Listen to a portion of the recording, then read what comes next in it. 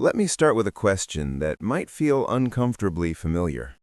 How many times have you said, "I'll do it tomorrow," and then tomorrow turns into next week, next month, or never? Procrastination isn't about being lazy. If it were, smart, ambitious, motivated people wouldn't struggle with it so much. But they do. And chances are you do too.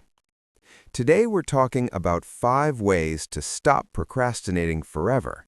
Not with hacks that work for a day, but with mindset shifts that actually stick. Procrastination usually shows up when something matters. If you truly didn't care, you wouldn't delay it. You'd just ignore it. The problem is that the brain is wired to avoid discomfort, and starting important tasks often feels uncomfortable. So the first thing you need to understand is that procrastination is emotional, not logical. You're not avoiding the task, you're avoiding how the task makes you feel. One of the most powerful ways to break this cycle is to stop waiting for motivation. Motivation feels great, but it's unreliable. It comes and goes, and if you only act when you feel motivated, you'll stay stuck. Action comes first, motivation follows. When you take even the smallest step, your brain gets evidence that the task isn't as scary as it imagined. That tiny action lowers resistance and creates momentum. Instead of asking, "Do I feel like doing this?" ask, "What's the smallest action I can take right now?" Open the document, write one sentence, set a 5-minute timer. Most of the time, starting is the hardest part.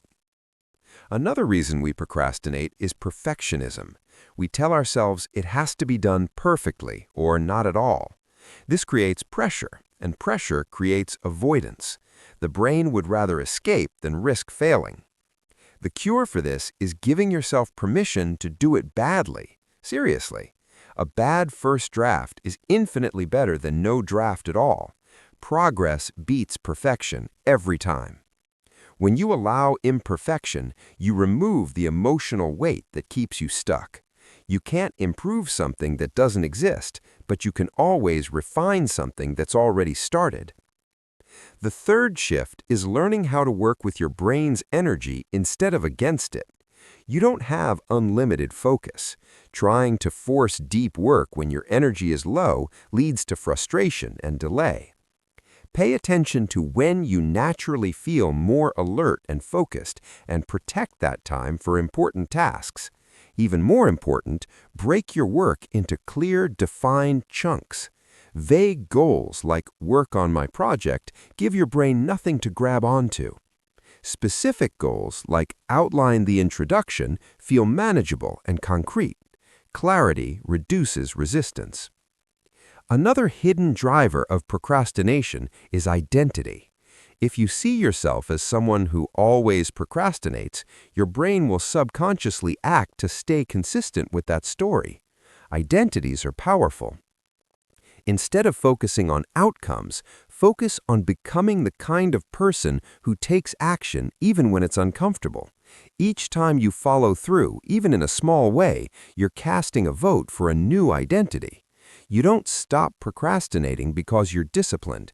You become disciplined by acting before you feel ready. The fifth and most overlooked strategy is changing how you relate to discomfort. Discomfort isn't a sign that something is wrong. It's a sign that you're doing something meaningful. The brain often interprets discomfort as danger, but most of the time it's just growth. When you notice resistance, don't fight it or judge yourself for it. Acknowledge it. Say to yourself, "This feels uncomfortable," and that's okay. When you stop trying to escape discomfort, it loses its power over you. Ironically, acceptance makes it easier to move forward. What really stops procrastination forever isn't one trick, but a shift in how you see yourself and your work. You stop expecting things to feel easy before you begin.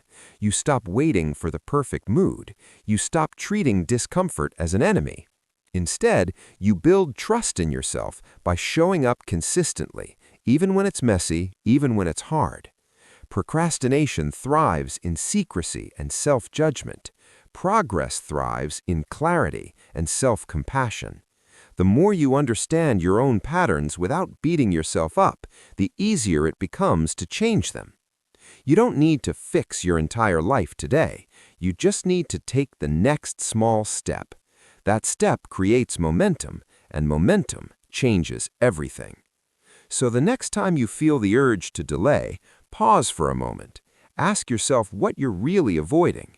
Then choose action, not because you feel ready, but because the future version of you is built by what you do right now. And that version of you doesn't wait forever.